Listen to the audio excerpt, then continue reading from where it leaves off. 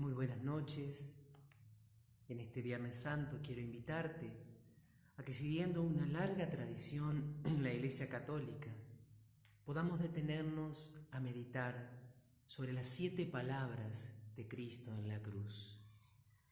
7 palabras pronunciadas desde el momento de la crucifixión hasta que el Señor entregó el Espíritu. En cada una de ellas, los santos, los maestros espirituales, el magisterio de la Iglesia y seguramente cada uno de nosotros ha ido encontrando una riqueza singular. En esta noche, contemplando el crucifijo, queremos pedir que cada mensaje, cada signo, cada palabra, cada insinuación que el Señor nos hace desde lo alto de la cruz no quede en vano. Que esas palabras sean escuchadas, sean recibidas y sean fecundas en cada uno de nosotros. Te adoramos, oh Cristo, y te bendecimos, porque por tu santa cruz redimiste al mundo. ¿Y por qué se le ha dado tanta importancia a estas 7 palabras? Porque sabemos que a lo largo de la historia, todas las culturas y las civilizaciones han dado relevancia singular a lo que una persona antes de su muerte expresa. En muchas culturas antiguas e incluso antes de que los ordenamientos jurídicos tomaran relevancia, las palabras finales, los últimos deseos de los moribundos eran tenidos muy en cuenta. Porque el Señor quiso dejarnos estas palabras no fue casual. Fue porque en ellas hay un tesoro de sabiduría y de gracia para todos los siglos. Y son 7, así lo ha querido el Señor. Este número que en toda la Biblia simboliza la totalidad. Pero también estas palabras expresan la totalidad de la vida de Cristo. Son como un resumen, una síntesis. 3 de estas palabras son atestiguadas solamente por el evangelista Lucas. 3 son solamente recogidas por el evangelista Juan. Y hay una palabra que la recoge conjuntamente Marcos y Mateo. Es muy difícil, no hay una manera de establecer una cronología en la cual hayan sido pronunciadas. El orden se lo he dado yo con una cierta libertad, yendo poco a poco hasta el final. La primera palabra, querido amigo, que quiero compartirte es la que atestigua Lucas, el evangelista de la misericordia. Nos dice que Jesús decía: Padre, perdónalos, porque no saben lo que hacen. La tradición nos ayudó a ver al Señor proclamando esta palabra a su Padre en el mismo instante en que los verdugos clavaban sus pies y manos en el madero. Padre, perdónalos, no saben lo que hacen. El demonio es presentado en la Escritura como el acusador, aquel que le dice a Dios y pone de manifiesto nuestros pecados. Jesús, en cambio, es el excusador. Jesús le dice al Padre que tenga misericordia de nosotros, porque obramos por ignorancia. Y el texto no señala que Jesús dijo: Padre, perdónalos, sino que Jesús decía: Padre, perdónalos. Jesús decía. Podemos imaginarnos entonces, queridos hermanos, que estas palabras el Señor las pronunció no solamente en aquella tarde del Viernes Santo. Cuando era niño, cuando era adolescente, cuando predicaba, Jesucristo también decía: Padre, perdónalos, perdónalos.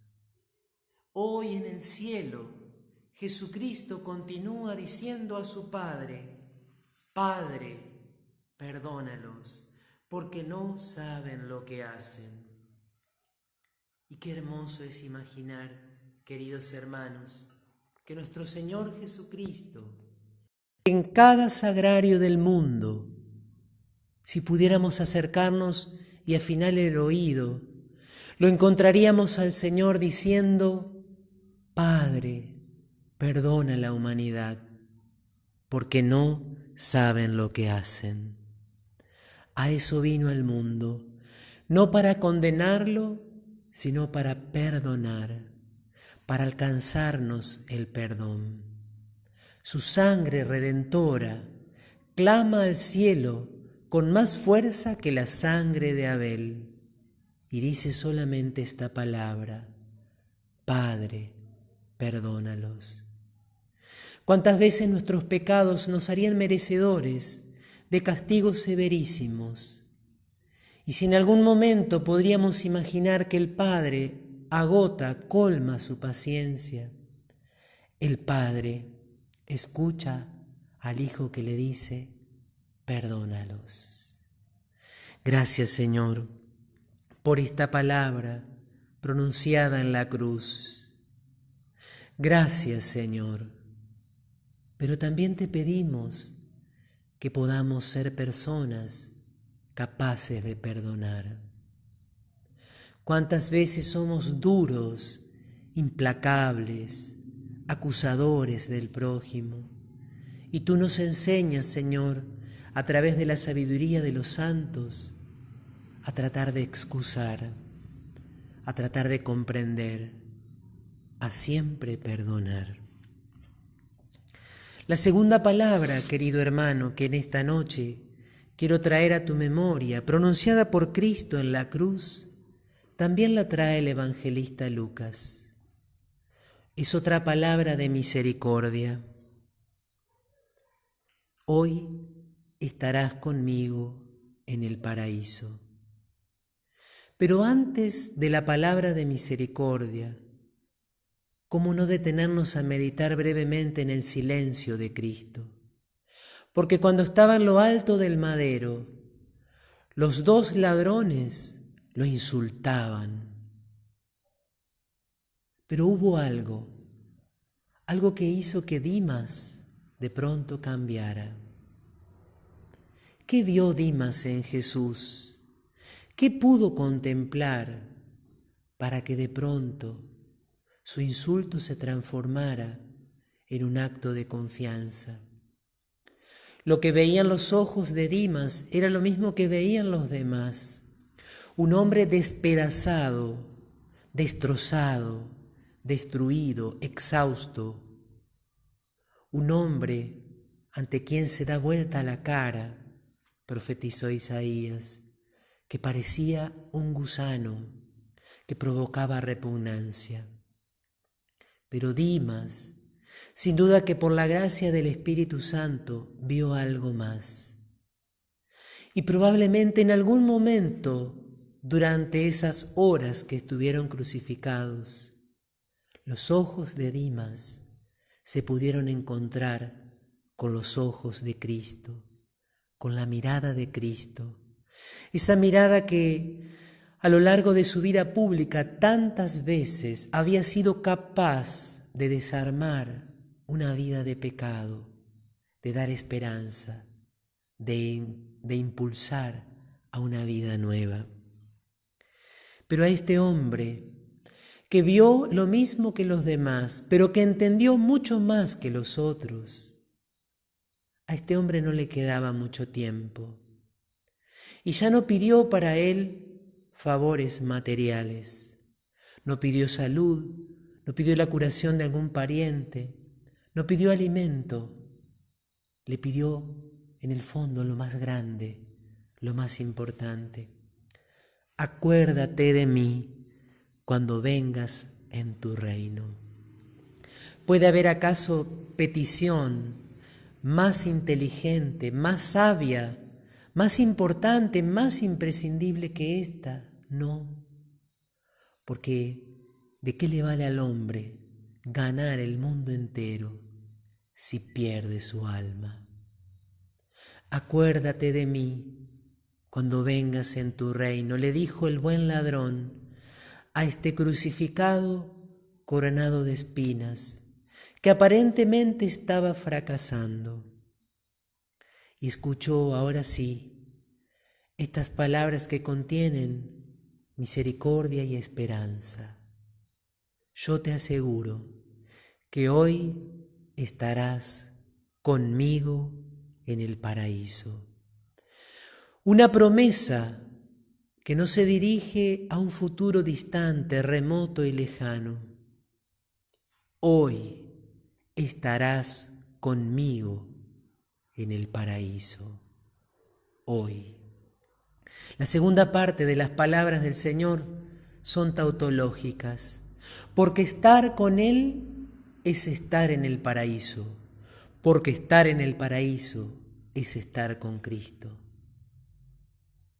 Querido hermano, también nosotros en esta noche pidámosle a Cristo crucificado: acuérdate de mí, acuérdate de nosotros cuando vengas en tu reino.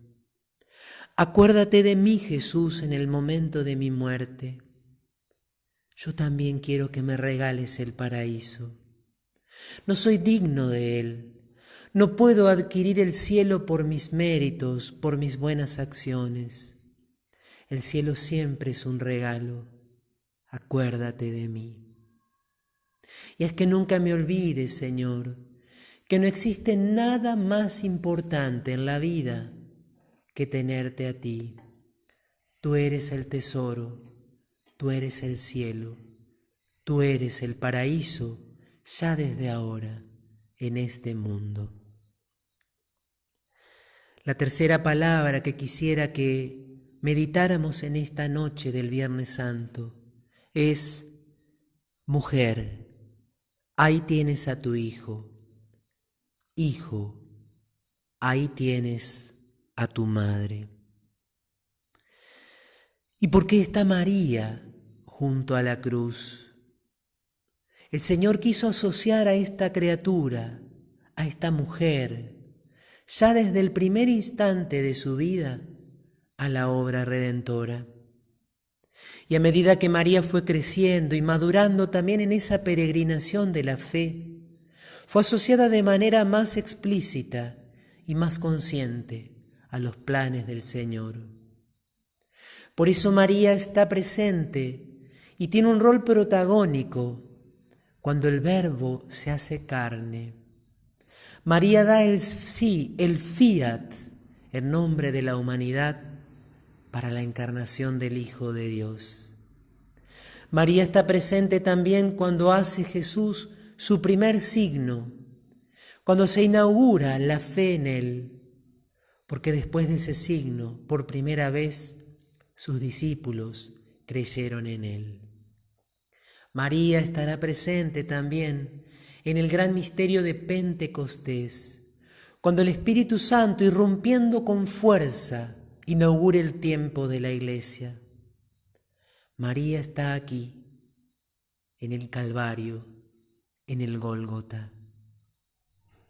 Y Jesús ha dejado claramente revelado por qué está allí. No la llamó María, no la llamó mamá, le dijo, como en las bodas de Caná, mujer.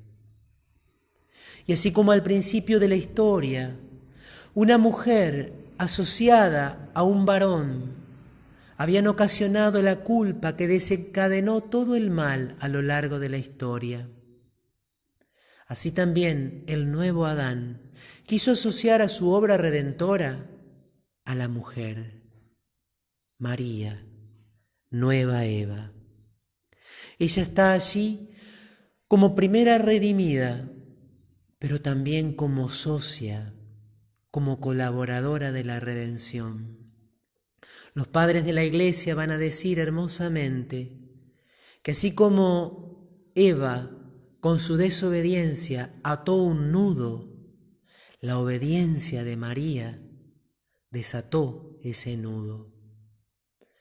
Jesús y María, obedientes al Padre, recapitulan la historia. trocan la muerte en vida, la condenación en salvación. Pero no era solo eso. Aquí Jesús en la cruz le quiere revelar a María, en ese momento cumbre de su dolor físico y espiritual, una nueva dimensión, un nuevo aspecto de su misión. Ella también sería mamá de aquellos engendrados en ese parto doloroso de la Pascua. Así como había educado y nutrido y guiado al Hijo de Dios hecho carne, María tendría que guiar, educar y ser ejemplo, ser mamá de todos sus discípulos. Y el discípulo amado recibió también la indicación: ahí tienes a tu madre. Y nos dice él mismo, autor del cuarto evangelio, que a partir de entonces la recibió como suya. Gracias María, gracias mamá, por decir siempre que sí a la voluntad de Dios. Gracias por asociarte a su obra redentora. Gracias por tu obediencia, mamá. Y gracias por haber aceptado este trabajo arduo, ingrato, de guiarnos, de ayudarnos a llegar al cielo. En esta noche, querido amigo, tú también, como el discípulo amado, recibe a María en tu casa, recíbela entre tus cosas más preciadas. A continuación, y al igual que la anterior palabra, te invito a meditar en ese grito desgarrador de Cristo en la cruz: tengo sed. A través de este grito, Jesús cumplía las Escrituras que señalaban que su garganta iba a estar seca como una teja y que para su sed le iban a dar vinagre. Ciertamente Jesús tenía sed físicamente, ¿cómo no? Después de todas esas horas padeciendo sin consuelo. Pero este grito de Jesús en la cruz revela algo mucho más profundo. Es un eco de aquella palabra que en el pozo de Jacob Cristo había dicho a la samaritana: dame de beber. El grito de Jesús en la cruz vuelve a revelar con un tono aún más dramático el misterio de ese Dios que tiene sed del hombre, ese Dios que anhela al hombre, que busca al hombre, que ama al hombre, ese Dios que sufre nuestras ingratitudes, nuestros rechazos, nuestros desprecios, ese Dios que nos quiere, que te quiere, querido amigo. Santa Teresa de Calcuta era religiosa consagrada a Dios en las Hermanas de Loreto, pero un día viajaba en tren para realizar un retiro espiritual y comenzó a escuchar en su corazón durante unos meses, con mucha fuerza, este grito de Jesús: tengo sed. Y Jesús le decía: dame almas, pequeñita, dame almas, la tuya y la de tus hermanos. Tengo sed. Ella comprendió que la sed de Jesús era sed de almas, sed de nuestro amor. Jesús sigue sediento de nosotros y por eso Madre Teresa quiso que en todos los sagrarios de su congregación sobre el crucifijo estuviera la frase: tengo sed. Pero la sed de esa noche de Cristo no era solo la sed de Dios que ama al hombre. Él asumía en la cruz también la sed de cariño, la sed de ternura, de comprensión, de contención y también la sed física de tantos hermanos desamparados. Por eso, ¿cómo no recordar en este contexto las palabras de Mateo 25, porque tuve hambre y me diste de comer, tuve sed y me diste de beber. ¿Y cuándo lo hice? Cuando lo hice con el más pequeño de mis hermanos. Querido amigo, en esta noche Jesús te dice, tengo sed. ¿Cómo lo vamos a saciar? Amándolo más intensamente y no tan mediocremente. Pero también podemos saciar la sed de Cristo y debemos saciarla, ayudando a los necesitados, a los pobres, a los enfermos que están solos, a los niños y jóvenes que no tienen cariño, a toda persona que no conoce la verdad, que no conoce el Evangelio, que no conoce a Jesucristo. Todos están sedientos de Jesús, porque nos hiciste, oh Dios, para ti, y nuestro corazón está inquieto mientras no descansa en ti. La quinta palabra que quisiera que meditemos en este momento es la que recogen unánimemente Mateo y Marcos. Eli, Eli, lema sabactani. Dios mío, ¿por qué me has abandonado? Debe haber sido muy impactante para los testigos escuchar esta frase, que los evangelistas recogen en el idioma original en que Jesús pronunció y solo después traducen. ¿Pero cómo? Si hace unas horas en la casa de Caifás él dijo que era el Hijo de Dios y que lo verían descender y que lo verían sentarse a la derecha. ¿Qué le pasa? ¿Por qué dice, Dios mío, ¿por qué me has abandonado? Son los primeros versículos de un salmo desgarrador, un salmo desde la lejanía de Dios. Es cierto que el salmo termina con palabras de confianza como las que Jesús va a pronunciar al final. Pero no es menos cierto que Jesús en la cruz no estaba actuando, no estaba representando un papel. Jesús, en toda su sensibilidad humana, se sentía abandonado. No lo veía al Padre, no lo sentía al Padre, no lo escuchaba al Padre. Un silencio aterrador invadía su alma. Y quizá para nosotros esto no significa nada, porque nos hemos acostumbrado a vivir sin Dios. Quizá para nosotros no es tan terrible como el dolor de los clavos o de las espinas. Pero créeme, querido amigo, que de todos los dolores de la pasión, no hay ninguno que se le compare a este. Jesús siente sobre su corazón la cólera divina, el desprecio de Dios por el pecado. Nos lo va a decir la carta a los romanos. Al que no conoció el pecado, Dios lo hizo pecado. Y así, identificado con el pecado, Jesucristo experimentó la ira de Dios. Qué impresionante dolor, qué insondable misterio. ¿Y por qué lo hiciste, Jesús? ¿Por qué? ¿Por qué sentiste la lejanía de Dios, la distancia de Dios? Lo hiciste porque debías hacerte verdadero hombre.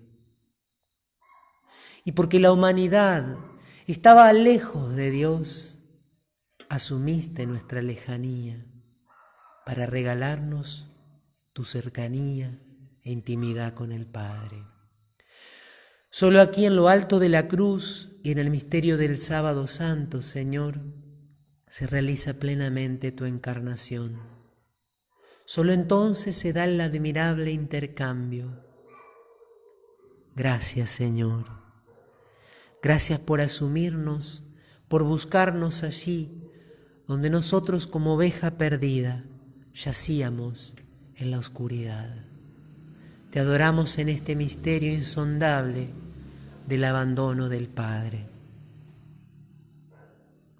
San Juan recoge una nueva palabra, una palabra que va en sintonía con el hilo conductor de todo el Evangelio.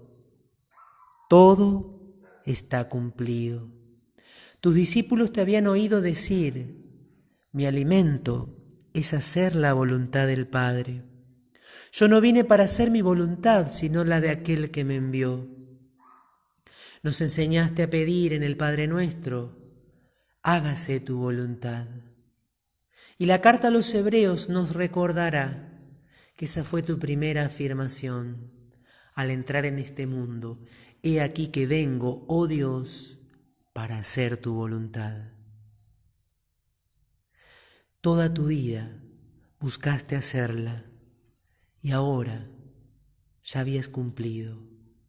Nada más te quedaba por vivir, nada más te quedaba por entregar. Por amor te hiciste esclavo, obediente hasta la muerte y muerte de cruz. Y aquí nos revelas también, Señor, que en la obediencia alcanzamos nuestra glorificación. Por tu obediencia nos salvaste, por tu obediencia fuiste luego exaltado y se te dio un nombre sobre todo nombre. Qué difícil, Señor, para nosotros obedecer. Qué rebeldes que somos, Maestro. ¿Cuántas veces en nuestra oración, en lugar de decir que no se haga mi voluntad sino la tuya, le exigimos al Padre que no se haga tu voluntad sino la mía? Jesús crucificado, ayúdanos a descubrir en este Viernes Santo que en la obediencia se encuentra la verdadera plenitud y la perfecta alegría. Y ayúdanos a ser obedientes con corazón grande. Hagan todo lo que Él les diga, nos dijo tu mamá en Cana, y tú cumpliste todo. No dejaste nada sin cumplir. No hiciste la voluntad de Dios mediocremente, a medias. Bebiste el cáliz hasta el final. Gracias, Señor. La última palabra pronunciada por ti en esta tarde del Viernes Santo fue: Padre, en tus manos encomiendo mi espíritu. Dice Juan Pablo II, meditando en este misterio: sintiéndote abandonado por tu Padre, te abandonaste en Él. En medio de la noche del dolor, seguiste confiando, seguiste apostando por tu Padre, seguiste entregándote. Tú nos habías enseñado, Jesús, a contemplar los lirios del campo y las aves del cielo. Nos habías enseñado a confiar en la providencia, en ese Padre que hace salir el sol sobre buenos y malos, sobre justos e injustos. Pero nunca creeríamos, Jesús, si no lo hubiéramos visto, que tú eras capaz de seguir confiando, incluso cuando el sol se había eclipsado. Fuiste capaz de confiar y de entregarte, de darte por entero, incluso siendo aparentemente abandonado. Gracias, Jesús, por saber enseñarnos de este modo a confiar. El tentador en el desierto te había dicho que te arrojaras desde lo alto del templo, porque estaba escrito que los ángeles de Dios vendrían en auxilio para que no te pase nada.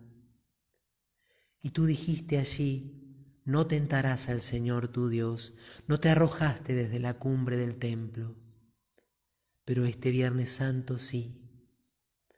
A punto de morir y de ingresar en el siguiente paso del triduo pascual, en el misterio sublime del Sábado Santo, ahora sí, Señor, confiaste y te tiraste y te arrojaste al abismo, porque tu pasión no termina el viernes, tu pasión terminará recién el domingo al amanecer. En este último instante de tu vida, te arrojaste en el caos, en los infiernos, en el Hades, en la muerte, donde estaba Adán y donde estaban todos los demás hombres, esperando ser redimidos.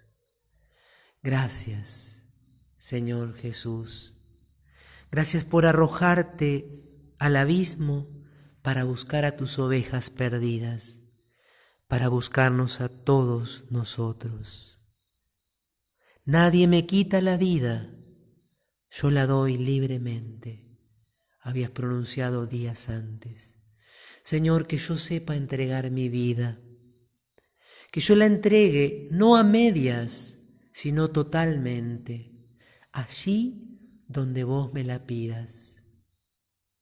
Que yo me dé, me entregue, incluso aunque no sienta nada. Que yo me sea capaz de entregar, Señor, también en la noche, como te entregaste vos. Ayúdame a confiar. Señor, en esta noche del Viernes Santo, ayúdame a poder entregarte el control de mi vida, a confiarme por entero a ti, a no guardarme nada, a no querer tener yo siempre la última palabra. Padre, también hoy nosotros queremos decir, en tus manos encomendamos nuestro espíritu, en tus manos encomendamos nuestra vida, nuestro presente, nuestro pasado y nuestro futuro. Así, queridos amigos, en esta noche del Viernes Santo, hemos meditado en las 7 palabras de Cristo en la cruz. Pero algunos pensadores nos dicen que hay una última palabra, que en el fondo es la gran palabra, y es el cuerpo de Cristo. Es una palabra que no se escucha con los oídos, sino que se ve y que se acoge en el corazón.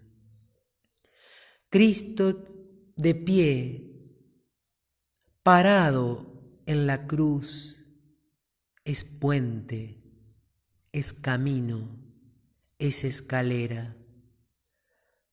Nos permite reconciliar